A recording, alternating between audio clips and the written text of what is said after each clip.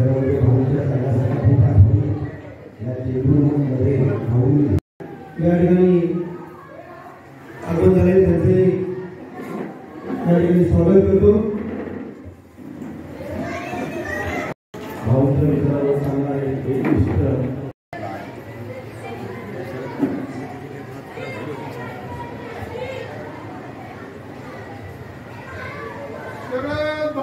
अमर रहे, अमर रहे, अमर रहे।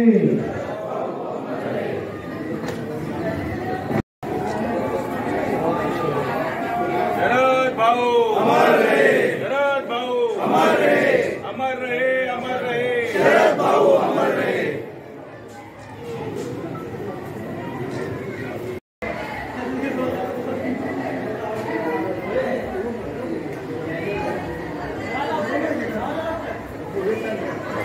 भूमिवंदनाचा कार्यक्रम आहे आणि स्मृतिदिन आणि म्हणून राजेंद्र पोळ यांनी सकाळी लवकर या कार्यक्रमाचं नियोजन केलं, कारण नंतर रंगामध्ये सर्व नावं निघतात। भाऊंची आठवण मला वाटतं चेंबूरवासियांनाच काय तर सर्व स्तरातल्या वेगवेगळ्या नागरिकांना, कामगार क्षेत्रातल्या कामगारांना, ज्यांनी ज्यांनी भाऊंच्या संपर्कात जे जे आले ते पावन झाले असं म्हणायला हरकत नाही। आपले बाळासाहेब ठाकरे, हिंदुहृदय बाळासाहेब ठाकरे यांचे सर्वात आवडते नेते म्हणजे शरद भाऊ।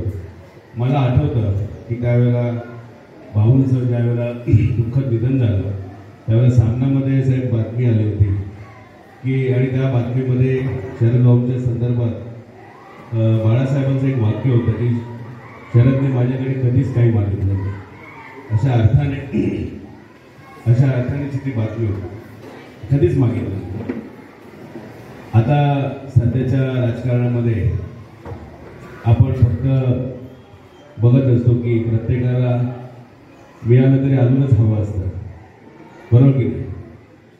पण मला खात्री वाटते की शरद भाऊ आज या निमित्ताने मी सुरेकर माणिक साहेबांचं सुद्धा नाव घेईन, म्हणजे ही निष्ठावंत मंडळी, आज हे शिवसेनेचे नेते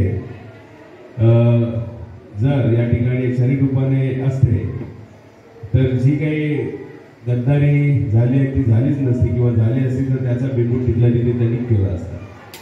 पण मला असं वाटतं की आज जरी शरद भाऊ या ठिकाणी नसले, मागेही म्हटलं होतं मी ज्यावेळेला 2006ला ज्येष्ठ नेते या मुंबईचे माजी महापौर आणि ज्यांनी फक्त नगरं वसवली नाहीत तर सामान्य गोरगरिबांना जगण्याचा, अभिमानाने जगण्याचा, ताठ मानेनं उभं राहण्याचा अधिकार या जगामध्ये दिला। आपलं अस्तित्व, आपली ओळख कशी मजबूतीनं राहिली पाहिजे याचा एक फार मोठा धडा म्हणा किंवा एक या ठिकाणी आपण झाले त्यांचे या ठिकाणी स्वागत करतो।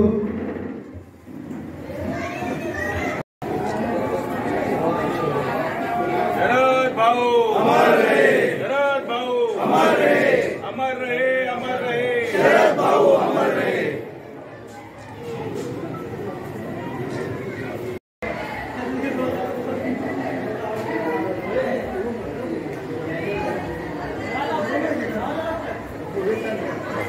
भूमिवंदनाचा कार्यक्रम आहे आणि स्मृतिदिन आणि म्हणून राजेंद्र पोळ यांनी सकाळी लवकर या कार्यक्रमाचं नियोजन केलं, कारण नंतर रंगामध्ये सर्व नावं निघतात। भाऊंची आठवण मला वाटतं चेंबूरवासियांनाच काय तर सर्व स्तरातल्या वेगवेगळ्या नागरिकांना, कामगार क्षेत्रातल्या कामगारांना, ज्यांनी ज्यांनी भाऊंच्या संपर्कात जे जे आले ते पावन झाले असं म्हणायला हरकत नाही। आपले बाळासाहेब ठाकरे, हिंदुहृदय बाळासाहेब ठाकरे यांचे सर्वात आवडते नेते म्हणजे शरद भाऊ। मला आठवतं की त्यावेळेला भाऊंचं ज्यावेळेला दुःखद निधन झालं त्यावेळेला सामनामध्ये साहेब बातमी आली होती की, आणि त्या बातमीमध्ये शरद भाऊंच्या संदर्भात बाळासाहेबांचं एक वाक्य होतं की शरदने माझ्याकडे कधीच काही मागितलं नाही, अशा अर्थाने ती बातमी होती, कधीच मागितलं नाही. आता सध्याच्या राजकारणामध्ये आपण फक्त बघत असतो की प्रत्येकाला मिळालं तरी अजूनच हवं असतं, बरोबर की नाही. पण मला खात्री वाटते की शरद भाऊ आज या निमित्ताने मी सुरेकर माणिक साहेबांचं सुद्धा नाव घेईन. म्हणजे ही निष्ठावंत मंडळी, आज हे शिवसेनेचे नेते जर या ठिकाणी एक शरीर रूपाने असते तर जी काही गद्दारी झाली आहे ती झालीच नसती, किंवा झाली असती तर त्याचा बिंदू तिथल्या तिथे त्यांनी केला असता. पण मला असं वाटतं की आज जरी शरद भाऊ या ठिकाणी नसले, मागेही म्हटलं होतं मी ज्यावेळेला 2006ला ज्येष्ठ नेते, या मुंबईचे माजी महापौर, आणि ज्यांनी फक्त नगरं वसवली नाहीत तर सामान्य गोरगरिबांना जगण्याचा, अभिमानाने जगण्याचा, ताठ मानेनं उभं राहण्याचा अधिकार या जगामध्ये दिला. आपलं अस्तित्व, आपली ओळख कशी मजबूतीनं राहिली पाहिजे याचा एक फार मोठा धडा म्हणा किंवा एक हे शिवसेनेचे फार खंबीर असे नेते होते. मुंबई महानगरपालिकेवर महापौर केलेलं काम आज सुद्धा बोलतोय.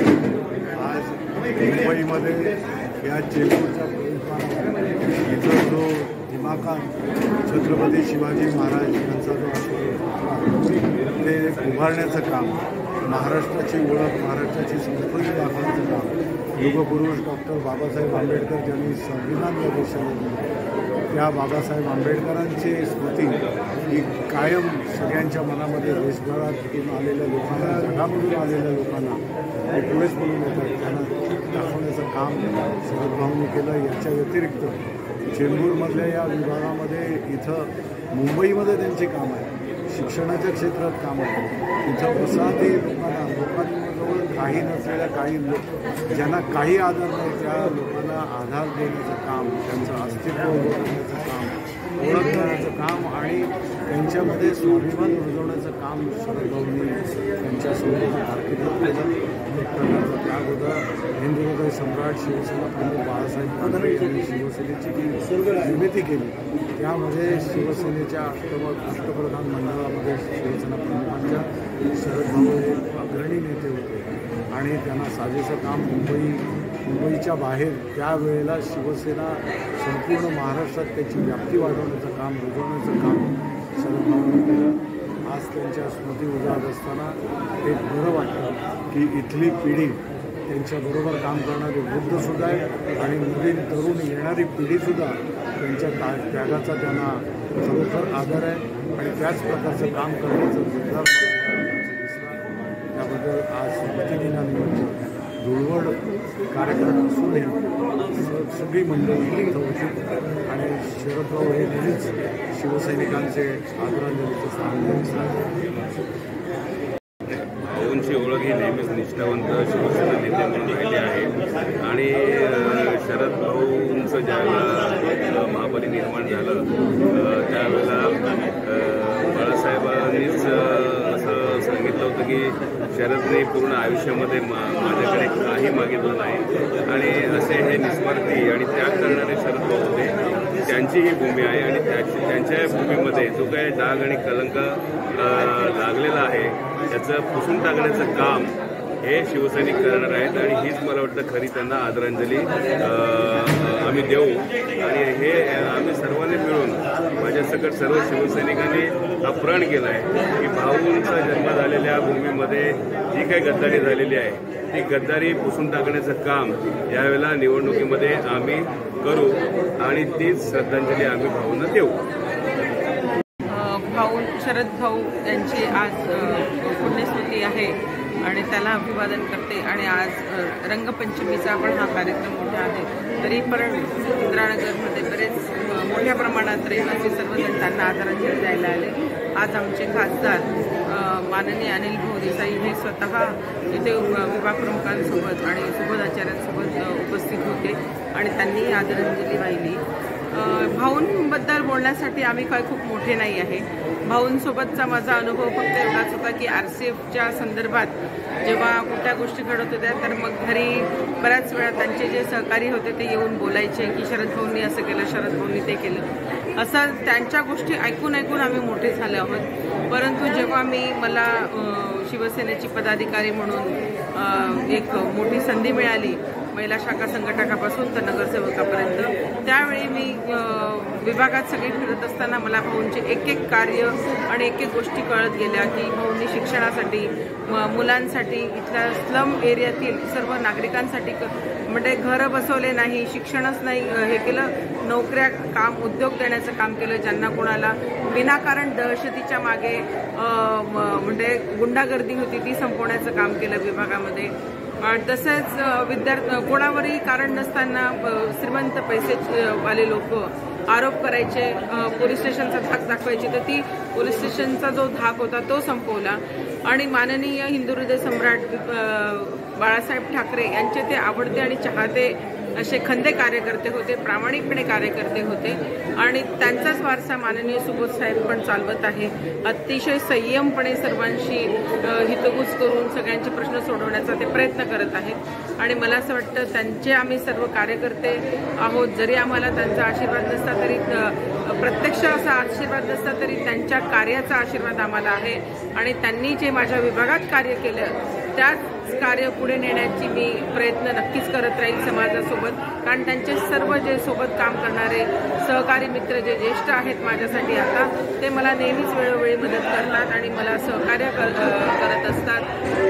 त्यांच्या कामाच्या, त्यांच्या एवढं आपण मोठं होऊ शकत नाही पण त्यांच्या कामाला लावून बरोबरी करण्याचा प्रयत्न नक्कीच करेल. नागरिकांचे प्रश्न सोडवण्याचा नक्कीच आम्ही प्रयत्न करू आणि येणाऱ्या काळात माननीय अनिल भाऊ देसाई सुद्धा खासदार म्हणून दिल्लीत जातील आणि भाऊंच्या कामाचा तिथे दिल्लीतही नक्कीच उल्लेख केला जाईल याबद्दल शंका नाही. धन्यवाद. तसेच अनुसूचित क्षेत्राचे पदाधिकारी गजानन जैन महाराज आज इथे आपण